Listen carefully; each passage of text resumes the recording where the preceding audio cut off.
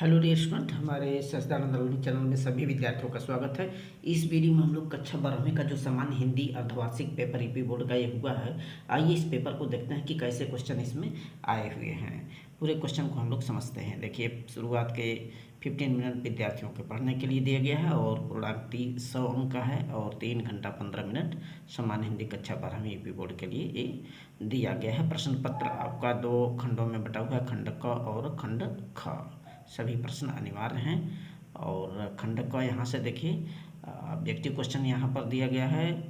बाण भट्ट की आत्मकथा।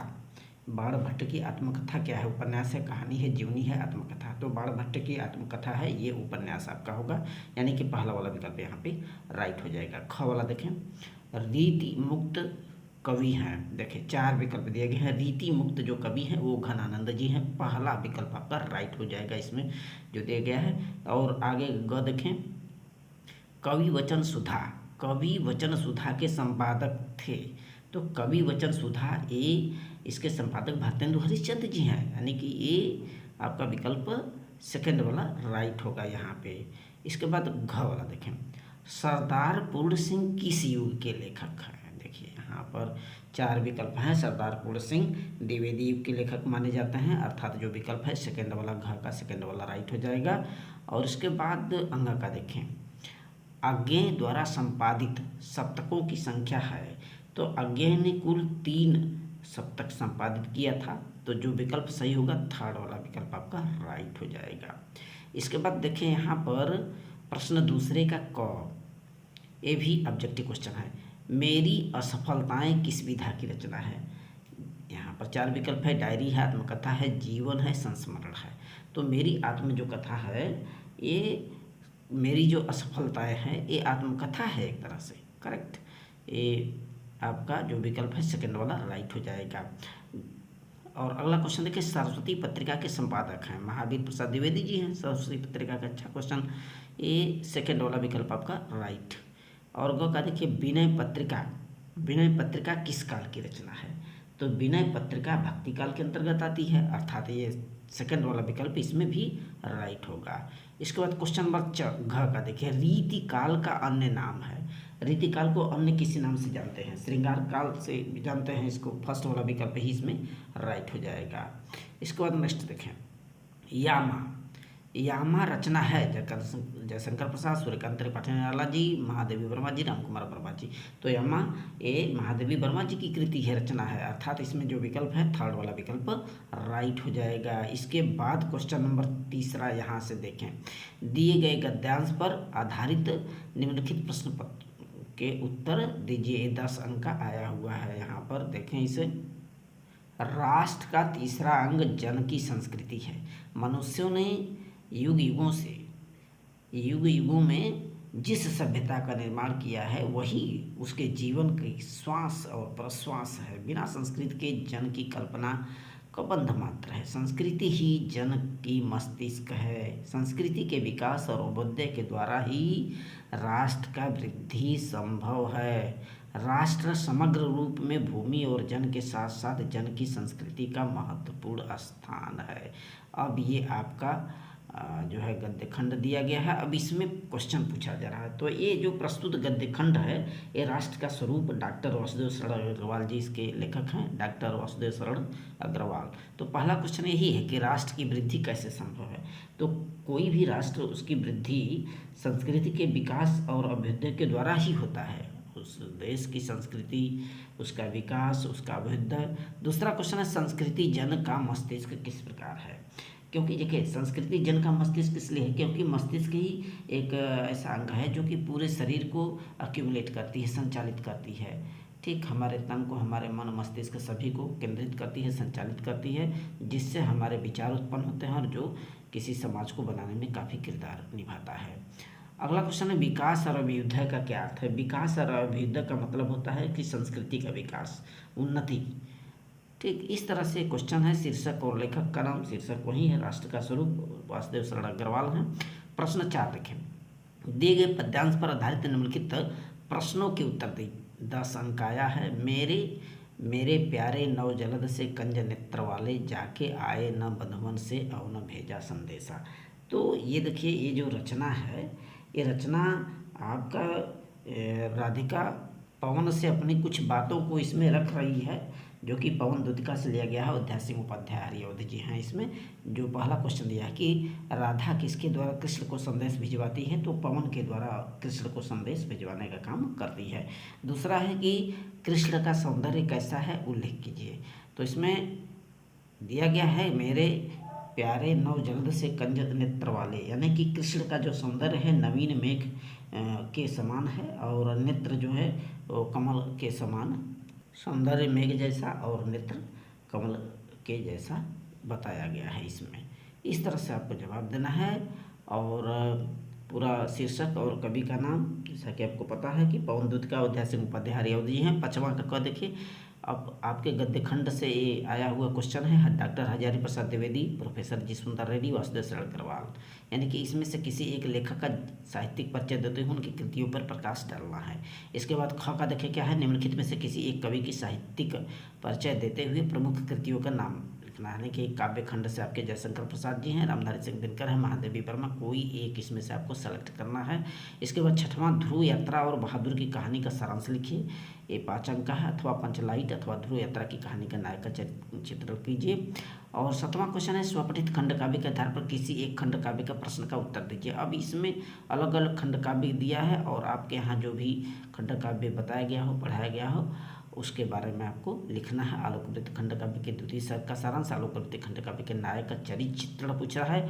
प्रश्न संख्या 8 देखिए, आपके संस्कृत गद्य खंड पर आधारित एक क्वेश्चन दिया गया है। 8वां का क, निम्नलिखित में से किसी एक का संदर्भ सहित इसको अनुवाद करना है।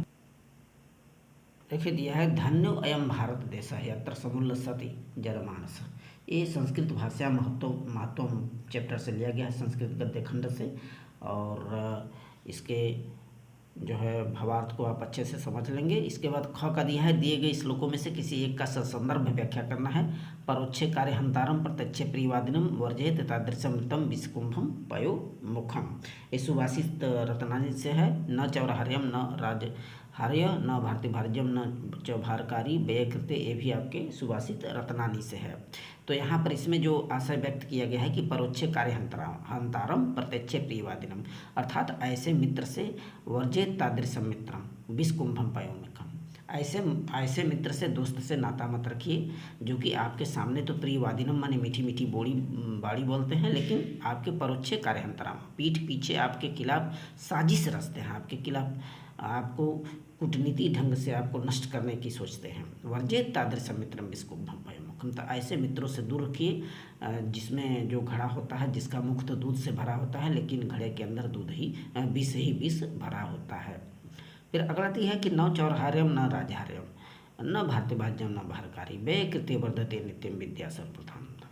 तो यहाँ पर विद्या धन की विवेचना की जा रही है। बताया जा रहा है कि विद्या एक ऐसा धन है जिसे न तो चोर चुरा सकता है, और न राजा इससे हार्य माने छीन सकता है, और न भारती न भाई बांट सकता है, और न तो ये भारकारी होता है, वजन ही होता है। इसको वृद्धि करने से, व्यय करने से बढ़ता ही है लगातार। तो सभी धनों में सर्वप्रधान धन है।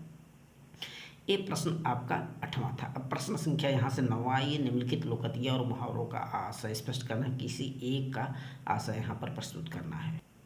तो पहला जो दिया गया, पानी पानी होना माने शर्मिंदित होना, लज्जित होना। दूसरा जो दिया है, अंधे की लकड़ी होना माने मात्र एक सहारा होना। और आम के आम गुठलियों के नाम माने दोहरा लाभ, 2 तरह से लाभ होते हैं। दाल में काला होना, कुछ संदेह शंका होना, दोष दिखाई देना, दाल में काला होने का मतलब है। 10वां का प्रश्न है, संधि विच्छेद कीजिए और सही विकल्प संधि में चयन कीजिए। अद्यापि, अद्यापि का सही संधि विच्छेद, यहाँ पर 4 विकल्प दिखे हैं। देखिए अद्यापि का जो सही संधि विच्छेद होगा, अद्यधन अपि, अद्यधन अपि, यानी कि पहला वाला विकल्प ही आपका यहाँ पे राइट हो जाएगा। दूसरा देखिए, मध्वरी का सही संधि विच्छेद क्या होगा, मध्वरी, यानी कि मधुधन अरिहि, मधुधन अरिहि, अर्थात जो विकल्प होगा वो स वाला यहाँ पे सही हो जाएगा, मधुधन अरि।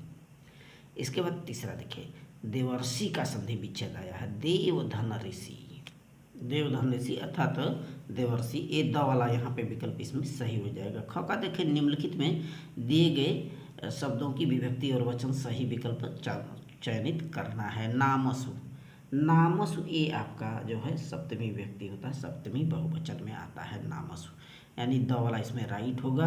आत्मानम, आत्मानम में विभक्ति और वचन पूछा है। आत्मानम में द्वितीय विभक्ति एक वचन होता है, अर्थात जो विकल्प है ब वाला आपका राइट हो जाएगा। प्रश्न संख्या 11 देखें, निम्नलिखित शब्द युग्मों का सही अर्थ चयन करके लिखना है यहाँ पे।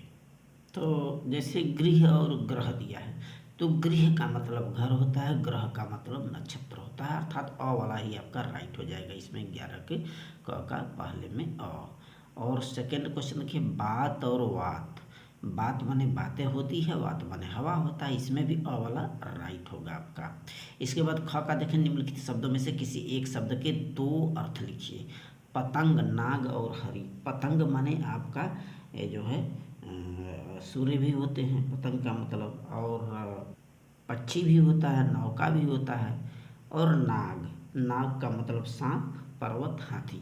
हरि, हरि का मतलब विष्णु, तोता। इसके बाद आगे निम्नलिखित वाक्यांशों में से एक शब्द का चयन करके सही आंसर लिखना है।